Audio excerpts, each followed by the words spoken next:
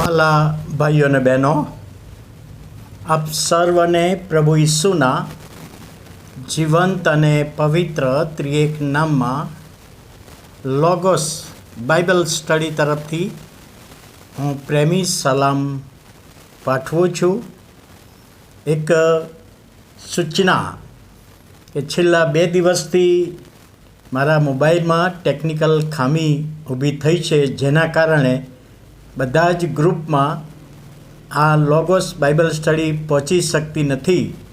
1-2 દિવસમાં હું એ રિપેર કરાવી દઈશ, પરંતુ આભાર માનું છું તમે કોઈક ને કોઈક રીતે લોગોસ બાઇબલ સ્ટડી જોઈ લેશો.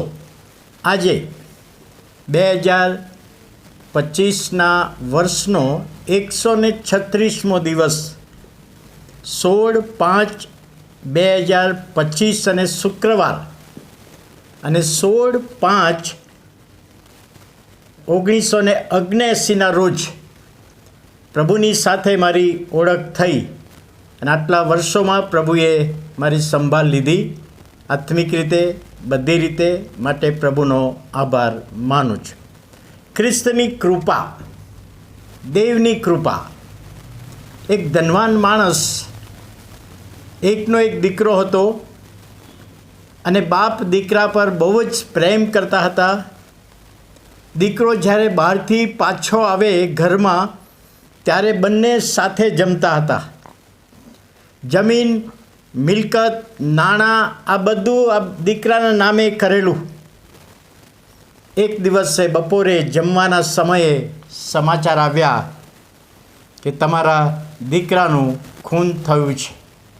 અને આ ધનવાન માણસ બહુ દુઃખી થઈ ગયો.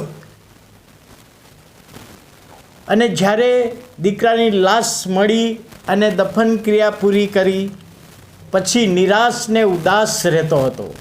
કોણે મારા દીકરાને મારી નાખ્યો? કેટલાક દિવસ પછી એક દિવસે પોલીસ સ્ટેશનમાંથી ફોન આવ્યો કે તમારા દીકરાનો ખૂની પકડાઈ ગયો છે અને પોલીસની પાસે છે. અને આ ધનવાન માણસે શું કર્યું? આપણે કલ્પના કરીએ કે આ ધનવાન માણસ પોતાની રિવોલ્વર લઈને દોડ્યો હશે.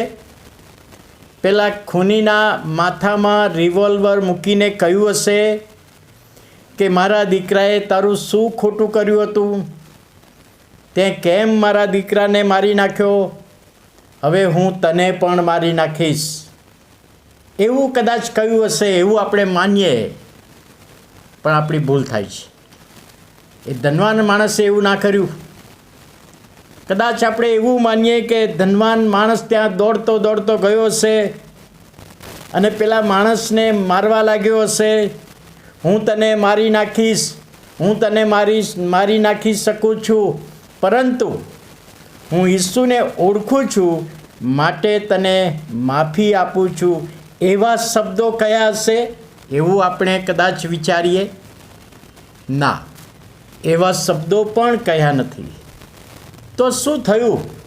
જે આપણી કલ્પનાની બહાર બનાવ બન્યો કે આ ધનવાન માણસ પોલીસ સ્ટેશનમાં દોડતો ગયો, પેલા ખૂનીને ભેટ્યો, પ્રેમથી ભેટ્યો. તે મારા દીકરાને શા માટે મારી નાખ્યો?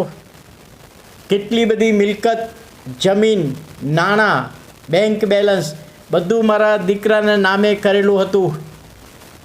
હવે હું તને માફી આપું છું અને મારા દીકરા તરીકે તારો સ્વીકાર કરું છું. મારા દીકરાનું જે હતું એ બધું હવે તારું થશે. વાલા ભાઈઓ અને બહેનો, દેવની કૃપા, ખ્રિસ્તની કૃપા એ આ છે. યર્મિયાનો વિલાપ 3 અધ્યાય અને 22મી કલમ.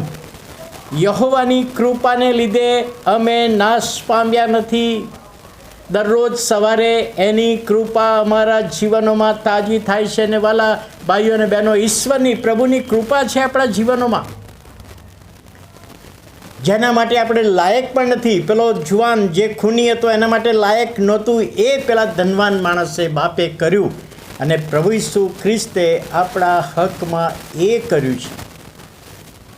આપણે એની વિરુદ્ધ હતા, પાપી હતા, અપરાધી હતા, પરંતુ આપણને માફી આપી અને એના દીકરા અને દીકરીઓ તરીકે આપણો સ્વીકાર કર્યો. એ દેવની કૃપા, એ પ્રભુ ઈસુ ખ્રિસ્તની કૃપા. દાઉદ રાજા પણ ગીતશાસ્ત્ર 51 પહેલી કલમમાં કહે છે, હે દેવ, તારી કૃપા પ્રમાણે મારા પર દયા કર. કારણ કે ઈશ્વર દયાવાન છે અને આપણા ઉપર દયા દર્શાવે છે, એવો પ્રભુ છે. ત્યારે આપણે પ્રભુનો આભાર માનતા પ્રભુના નામને ધન્યવાદ આપીએ છીએ અને પ્રભુ ઈસુ ખ્રિસ્તની કૃપા આપણા જીવનોમાં હંમેશા રાજ કરે, એ જ આપણે પ્રભુને પ્રાર્થના કરીએ છીએ. પ્રાર્થના કરીએ. વાલા પ્રભુ, અમે તમારો આભાર માનીએ છીએ નવા દિવસની ભેટને માટે.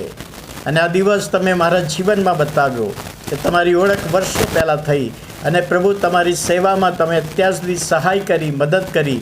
અને આજે લોગોસ બાઇબલ સ્ટડીમાં તમારી કૃપા વિશે અમે જોઈ શક્યા અને તમારી કૃપાના અનુભવમાં રહીએ, એ વિનંતી અને પ્રાર્થના ઈસુ અમારા પ્રભુના પવિત્ર નામમાં સાંભળો અને માન્ય કરો. આમેન.